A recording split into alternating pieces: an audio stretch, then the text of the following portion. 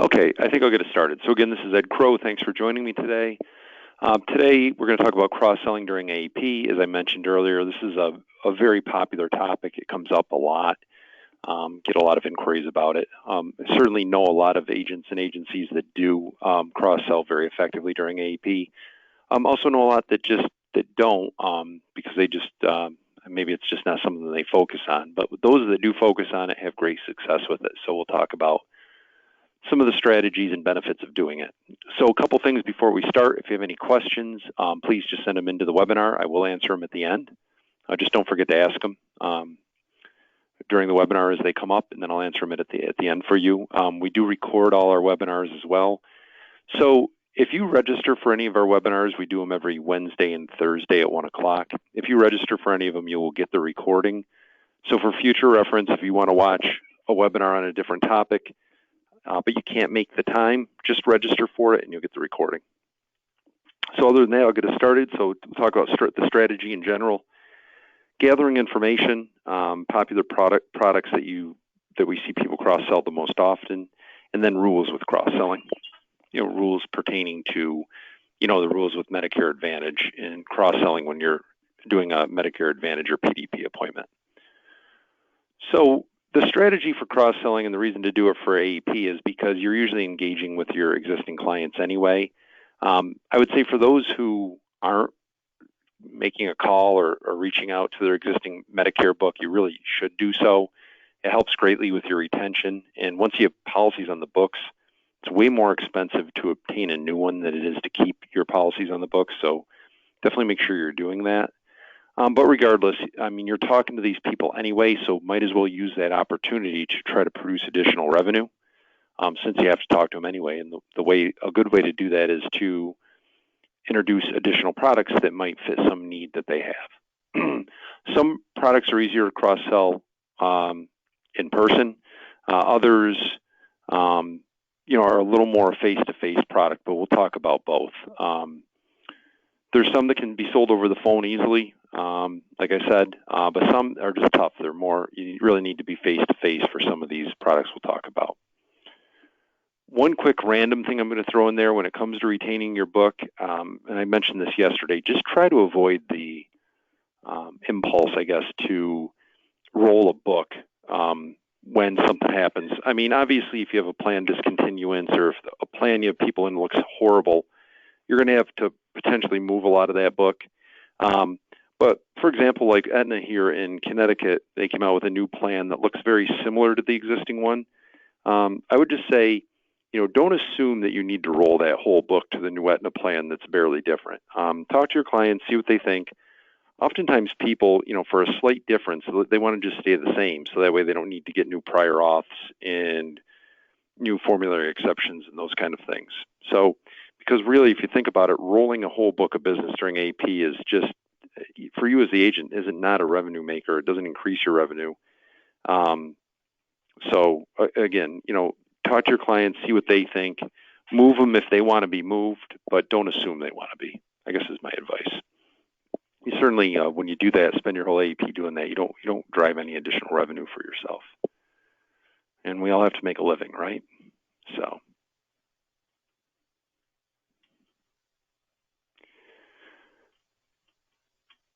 Okay, so cross-selling obviously helps revenue. And the other thing it helps with is with Advantage and Part D commissions during AEP. So as most of you might know here, when you sell during AEP, Advantage and Part D, that commission doesn't pay out during the AEP. It's withheld and pays out to you in January. So for a newer agent, that can be problematic because you're selling for 3 months and nothing's coming in. So when you cross-sell other products, those products do pay during AEP, so you can still have revenue and help with your cash flow during October, November, and December until your Advantage and Part D commissions get paid to you in January. The other benefit is a lot of these products we're going to talk about have upfront commissions. As we know, Medicare is great for building a recurring revenue, so it builds a big income stream for you that just comes in on a monthly basis, and that's wonderful. But while you're building that book, it's nice to have products that pay more upfront commission to help with cash flow, and a lot of these products take care of that for you. And as I said, they pay you during AEP, which is nice. So all these strategies we're going to talk about are strategies to increase revenue and have more cash flow while you're building your book, your Medicare book. Ultimately, that's the goal, is to get a huge Medicare book that when it renews, you just get paid every year on it. But it's getting there that we're kind of focusing on here, and one of the main reasons to cross-sell. So if you're going to cross-sell products, the first step is you've got to gather info and ask questions. I know even myself later in my career, when I was building my book up, I got a little lazy in that regard, where it just got very transactional, where you're just taking care of the Medicare. But if you want to successfully cross-sell, you got to ask questions. You got to get in some information from your clients. A large majority of agents often don't even mention to their Medicare clients that they work with other products, and obviously that's a big one. You should certainly have a kind of a pitch that you have for people to introduce and talk about the fact that, you know, how you operate and that you work with multiple lines of business. So it puts it in their mind that if they have additional needs that they perceive, that, you know, they can get those from you. A lot of agents also never get additional information from clients, which makes it pretty hard then to identify any need and cross-sell. So I know a lot of agents ask about a fact finder. Certainly, there's nothing wrong with doing a simple fact finder if that's what you need to benefit you. So it reminds you to ask the questions and give some basic information. I mean, you don't need a 3-page one. It can be done on 1 page. You're just going to ask some basic questions about income. You know, do you currently have life insurance? You know, get a picture of what they're doing for retirement. You know, do they need vision or dental? Things such as that. So a simple 1-page fact finder is fine. I personally never used one. I just knew the questions I was going to ask, and I wrote them on a notepad or on my computer. But do whatever works for you. But there's definitely some basic information that you should get from them. Also, since you're meeting or talking to these people anyway, ask for referrals. Medicare does allow it now. So I know a couple of years ago, CMS had rules where you could not ask for referrals. When you were doing a Medicare appointment, those rules changed 2 years ago, so there's nothing stopping you from that regard. I think the stat is that 91% of Medicare clients say they're willing to refer their agent, but they've also said that they're only asked about referrals 11% of the time. So referrals is a huge part of our business. Medicare refers better than any other line of business. That's a proven fact.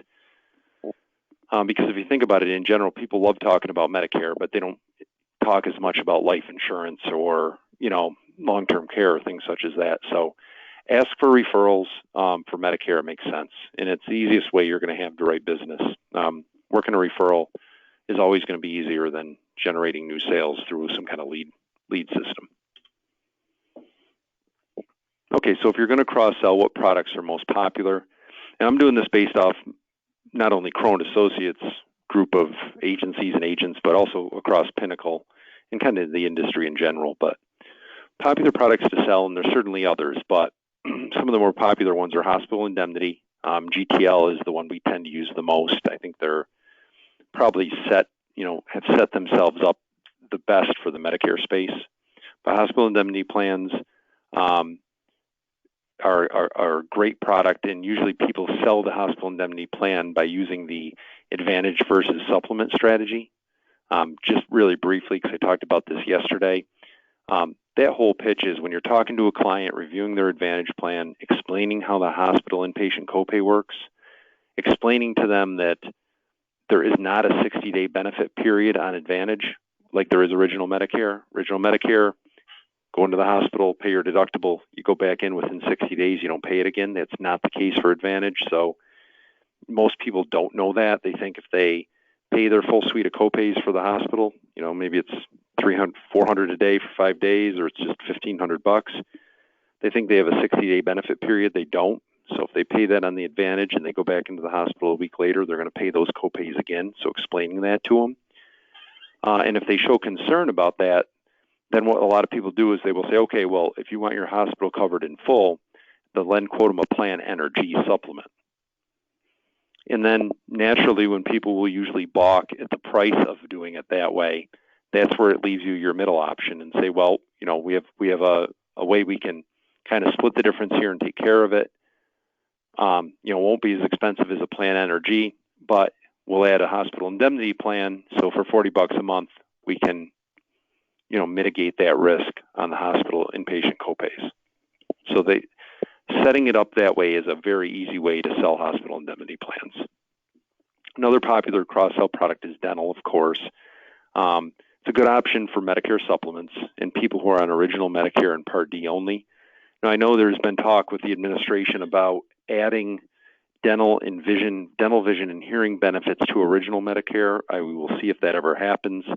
But as it stands today, people on original Medicare with a Part D or people on a supplement, they're a great opportunity for a dental sale. Obviously, med subs don't cover dental. I mean, there's a couple plans that have discount programs built in, but they're not dental insurance. So it's a great opportunity. With Medicare Advantage, it's a little trickier now because most Advantage plans have dental benefits. So those people might not be as good of a candidate for an individual dental plan, but certainly your subs are. And the plans we tend to quote the most are Cigna, because they have such a good network, and they're approved in New York, and Nationwide, who is also approved in New York now, by the way. So Cigna Dental or Nationwide standalone dental plan.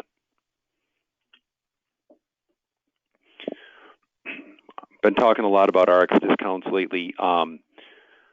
That's something certainly that you can cross-sell. Right now, a lot of people use GoodRx to pay for the generic drugs that fall into Tier 3 or 4 on their drug plan or Medicare Advantage. They use GoodRx and fill those drugs through GoodRx and get a better price. Obviously, with the announcement of GoodRx and GoHealth, that is something now where, because they're working in conjunction, when somebody fills through GoodRx, if you send your clients to GoodRx, when they fill, they're going to be getting telesales calls from GoHealth. So this will put your book at risk. We've set up an arrangement with GlickRx. They're the third largest discount vendor in the United States. Prices are very competitive with GoodRx, and Glick will pay you as well as an agent. Their street commission is $1.50 per fill per month. So you've got a client on 3 maintenance meds that they want to fill through the discount program. You get paid $1.50 per fill per month as long as the drug is filled. So Glick is a very good option for you to show to your clients. And also, they don't have a third-party arrangement with a telesales company, so your clients won't be at risk.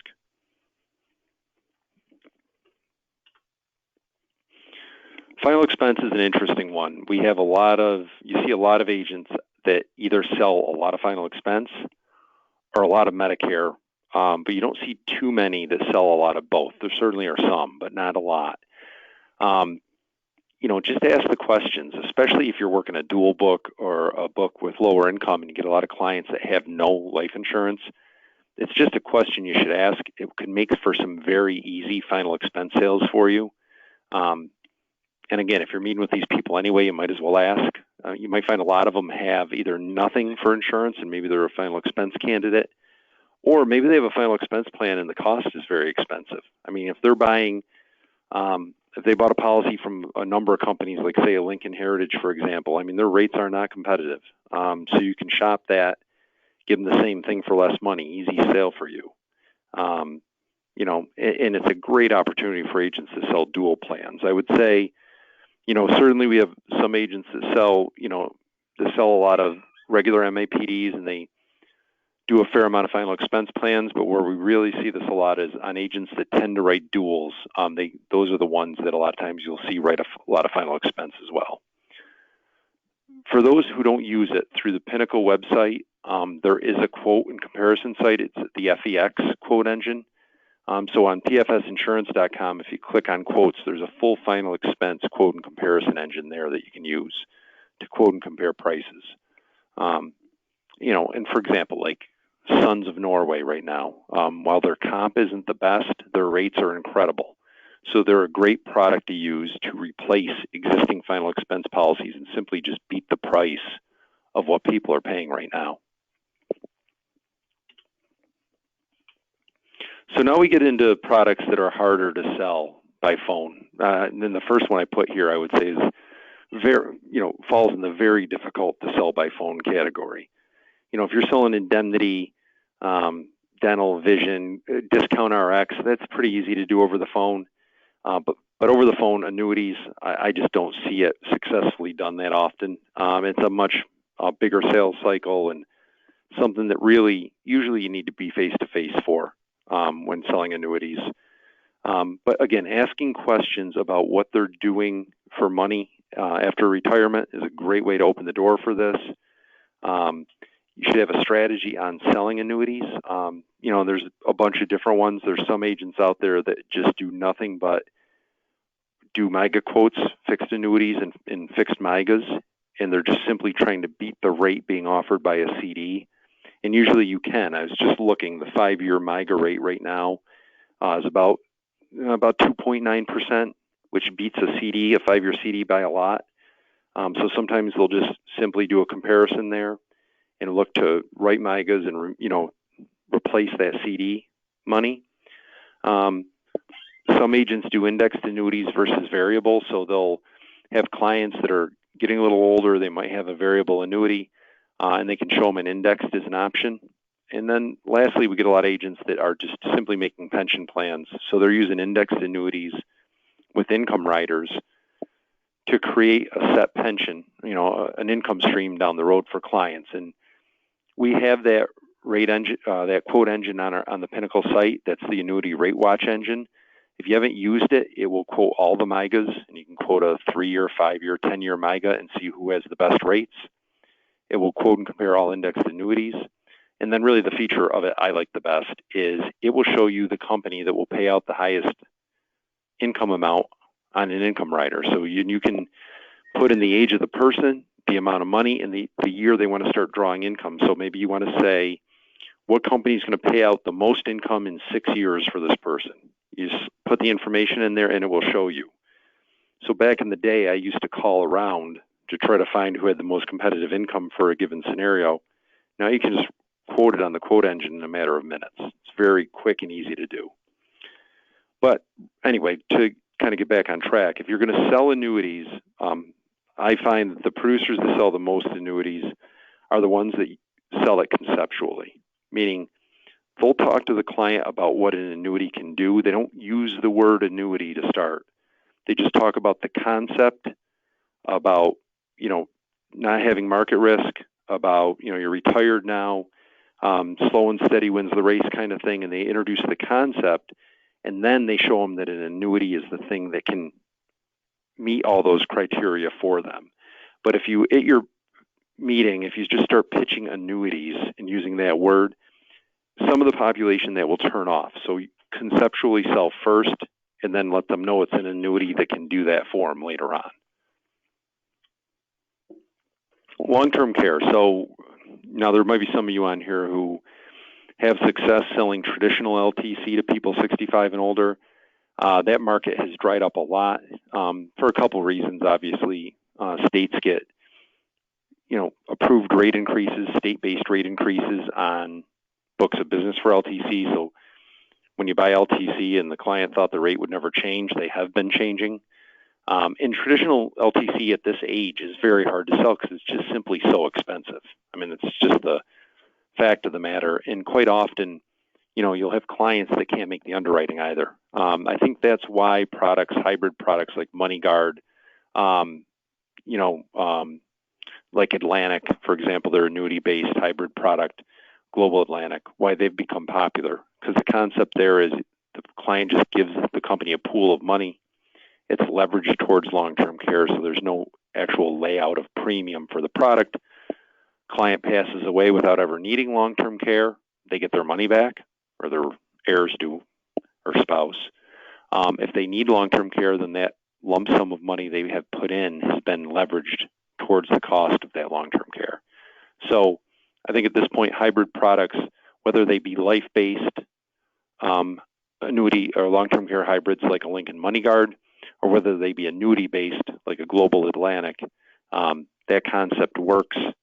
Again, because I think a lot of people with LTC, it's very expensive at this age, and they fear, well, what if I pay for it for all these years, die, and then never use it? And the hybrid product kind of covers that concern. So I think it's made those much more popular at this point. Okay, so that's an example of some products you can cross-sell, and that we see cross-sold the most. Let's talk about the rules for a minute, because this comes up a lot. So when you're doing a Medicare Advantage or a PDP appointment that involves a PDP, you can certainly cross-sell at the meeting health-related products. So that would be like indemnity, vision, and dental. All you need to do to handle that is when you're meeting with a prospect, if they want to talk about those other types of products or you introduce the concept to them, you simply need to get a scope that checks off that you're doing other health-related products. You want to document that on your scope form document. And then you can sell them that product right then. There is no compliance issue with that at all. So health-related products, easy. You can sell them right at the same appointment. You can introduce the concept and talk about them. You just need to get a new scope if you're going to talk about those products and you haven't documented it on the previous scope. Where we get into rules and people asking questions is on non-health related products, so like annuities, life, and LTC, for example. So a couple things. You are able, at that appointment, you can introduce the idea of those products, annuity, life, LTC. You simply can't go over details and benefits of them. So you can open the door for it, but you just can't sell it to them there, and you really can't go through a presentation about those products at your Medicare Advantage or PDP meeting. What you need to do at that point is introduce the topic. If they have interest in it, simply tell them you'd like to schedule a new appointment, and you guys can talk about it later on. And schedule something for, a day later, next week, whatever it may be, and then you can go meet with them and talk about non-health related products and hopefully get an application. GLIC-RX, so that's the discount drug plan, that's not insurance, so you can talk about that anytime. So regardless of the category that falls into, that can be introduced, it can be provided to the client at any point because it's not an insurance policy, it's simply a discount program. All right, this was a pretty quick one. A couple reminders for you before we answer any questions, if there are any. So just a couple reminders. Obviously, if you don't ask questions about your clients or get information from them, it's going to be very difficult to cross-sell anything. It's really just a conversation when you're meeting with them, and whether you're doing a one-page fact finder or just simply asking some standard questions that you ask, you got to get some info to get anywhere with cross-selling. And the other thing too is have a quick pitch for the things you're trying to cross-sell or you want to introduce. I mean, I had them for all of it. I had a pitch for the conversation about, doing having fixed strategies for people's money. I'd have a pitch for that. I knew just how to talk about the hospital indemnity plan. I would do that when I was highlighting the Medicare Advantage plan hospital benefits and the copays for inpatient hospital. Same thing with dental. Have a preconceived idea of how you're going to introduce that concept to them to start a conversation. Well, that's all I have for today. It was fairly quick. Just wanted to go over the strategies that people use most often. And having said that, let's see if we have any questions. It doesn't look like we have any questions right now. I'll just waste a couple minutes on a few things to see if any come in. I appreciate you joining me today. Thank you. As I said, this is recorded, so I'll send you the recording of the webinar. And again, get out there and see what other opportunities there are for your clients, because you're spending time with them anyway. Might as well, increase your revenue, kind of round out their portfolio and address some needs that they might have. Other than that, it doesn't look like we have any questions today, so I appreciate you coming on, and I hope everybody has a great day and then have a good weekend. All right, thanks.